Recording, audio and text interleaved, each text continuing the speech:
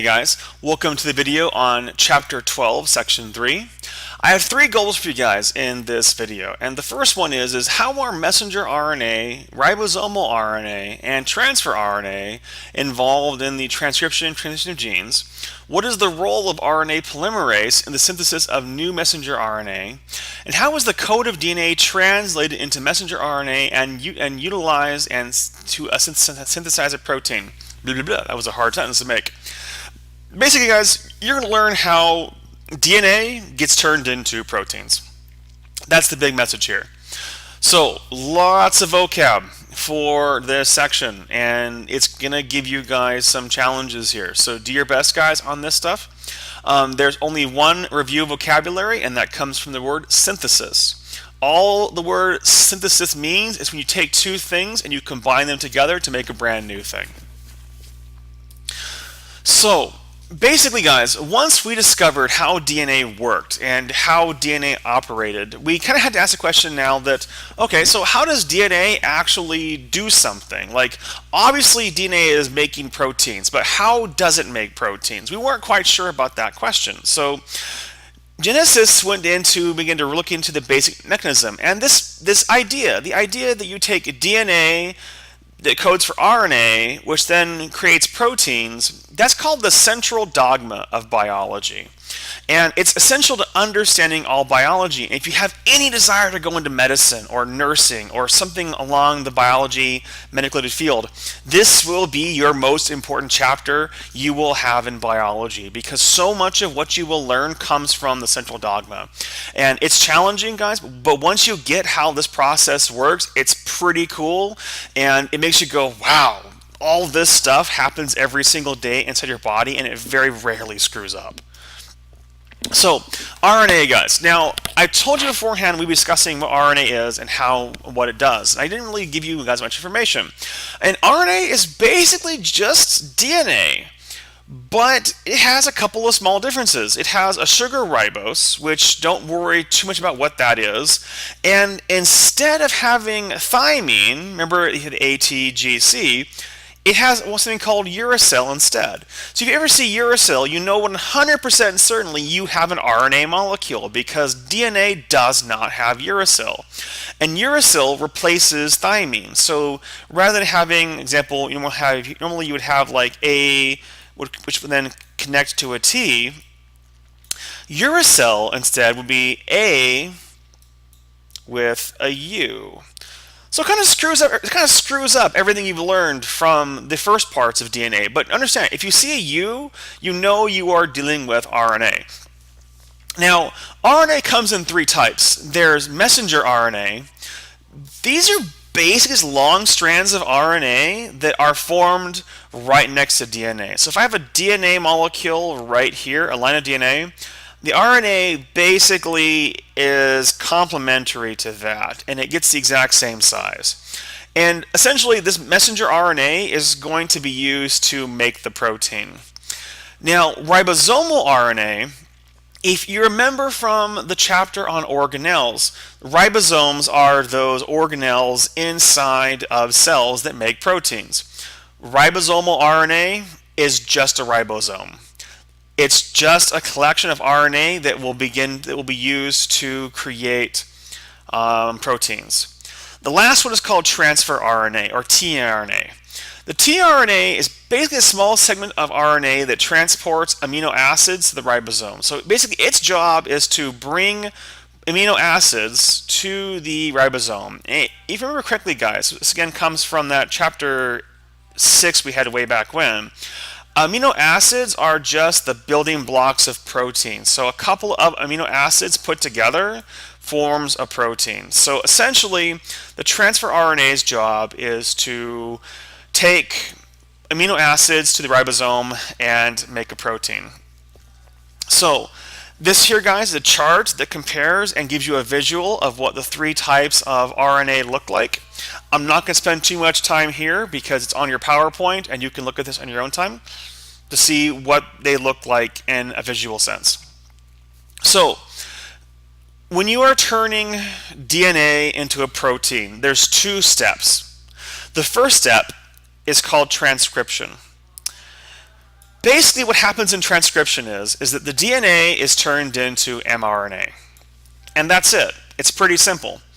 The enzyme that does this is called RNA polymerase. And RNA polymerase, which you can see a picture of it right here, RNA polymerase is just an enzyme that creates messenger RNA from DNA.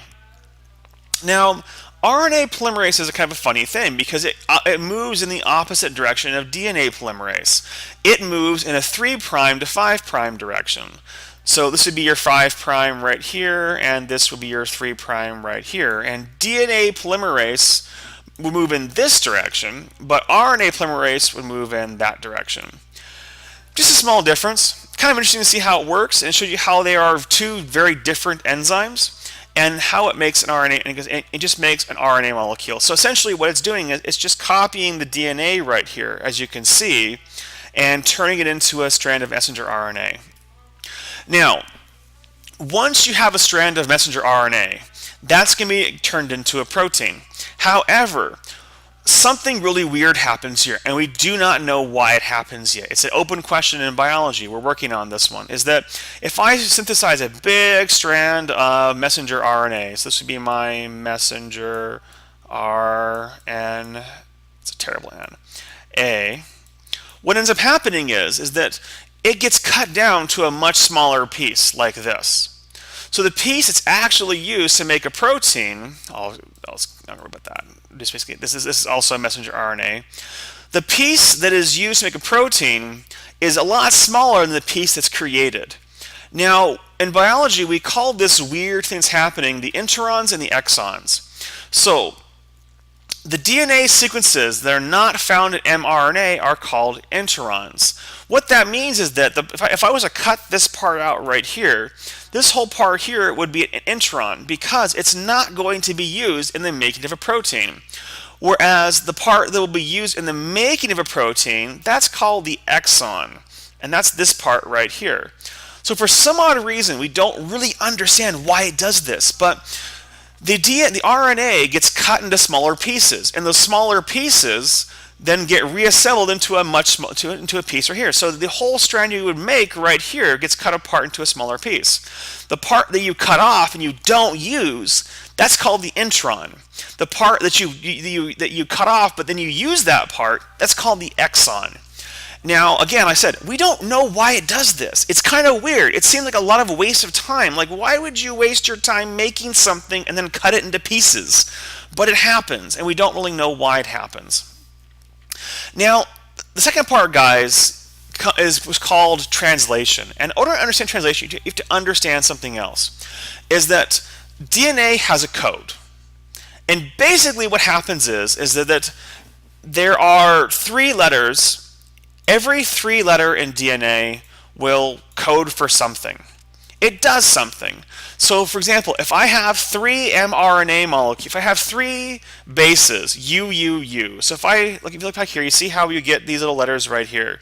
Let's say, for example, I get this AUU right here as part of my molecule. Well, I can look right here and see, well, AUU gives me the amino acid isoleucine. Now, I can also get isoleucine through AUC and AUA. Basically, we call these triplets, these 3 codons, these little 3 little letter codes, we call them codons because they code for something. And this big chart right here, shows you what each one of them does. And you will be getting this on your final exam because you will have to make your own DNA molecules. You have to make your own proteins. And each of these codons does something. So if I get the mRNA nucleotides, CAC, well, that means it's going to make the amino acid histidine. If I get CGG, I get the amino acid arginine. And those codons are based upon these letters you see right here on the mRNA. So again, if I go back, right here, I have AUC.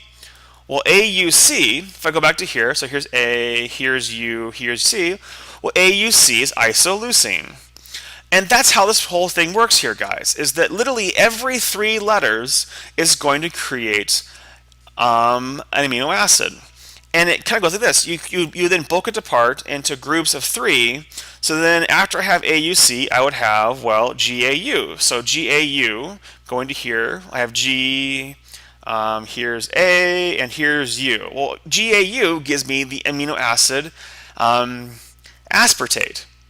So each one of these codons will code for a different amino acid, and we call these things codons. All these things right here, this is the list of all the codons that we have in biology, and this is true for every single animal on the planet.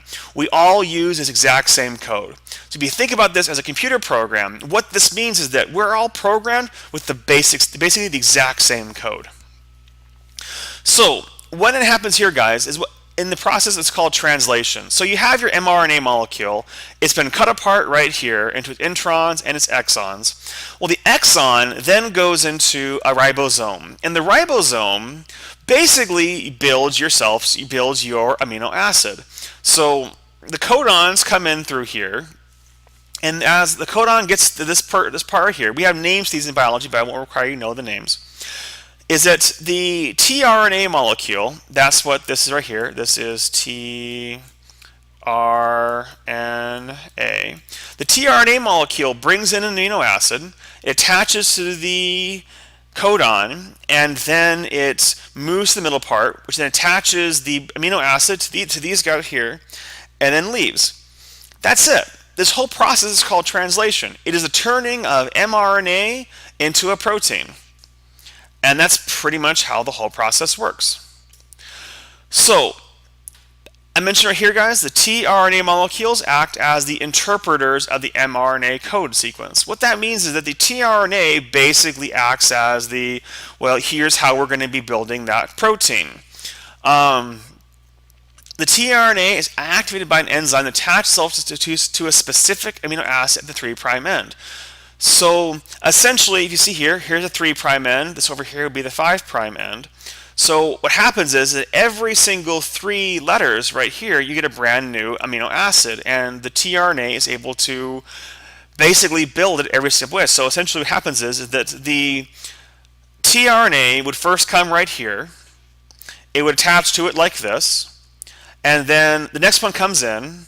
It would then attach and then moves on and adds the amino acid to the end here. And one more little key term here, guys. The anticodon is just the opposite. So if this is the codon right here that gives you what your letters are going to be, the anticodon is a combination of letters that will attach to it. And each anticodon only attaches to a certain codon. Now, here's a video, guys. I will have you guys watch this after this video right here. It gives you a visual aid of how translation and transcription works. So if you're confused, and frankly, guys, you will be. This is pretty difficult. This video here will give you a better idea of what's going on. So, like I said, the code itself. The ribosome basically provides the site for protein synthesis. The ribosome is the organelle that makes proteins. When mRNA leaves the nucleus, basically the 2 parts of the ribosome will attach to the mRNA, and that begins translation. And the ribosome structure has grooves that allows it to hold the tRNA. So the tRNA will bind into these places right here, and these are the little grooves it's referring to right here. And basically that's how the whole process works. Now, the last idea, guys, I want to go over with, it's a kind of an idea that goes into this, is that what we've discovered is in this experiment right here, and I'm not going to go into too much detail on how the experiment worked, is that essentially one gene codes for one enzyme. So all those diseases you learned about, like Tay-Sachs disease, achondroplasia during the project, what happens in that project is basically this. Is that if there's a breaking in the gene, if there's a breaking in the allele, all that really means is that one protein is not being made, because each gene codes for one enzyme. So if you have a broken allele, like in Tay-Sachs you'd have small t, all that really means is that the enzyme that we could call the T enzyme that goes for Tay-Sachs is not working. And that's all it is. The alleles are just genes, and the alleles are just enzymes. So every single allele just codes for an enzyme. And that's the whole process in a nutshell. So that's pretty much it, guys. I want you to try to answer these questions here in your student journal. Again, don't feel bad if you can't do them quite yet. These are hard questions, and they're supposed to be hard. Here's your vocabulary for this chapter, and thank you very much for trying to pay attention to this very difficult video, and we will hopefully get you guys to the point of where I feel most of you guys are masters at this. Thank you.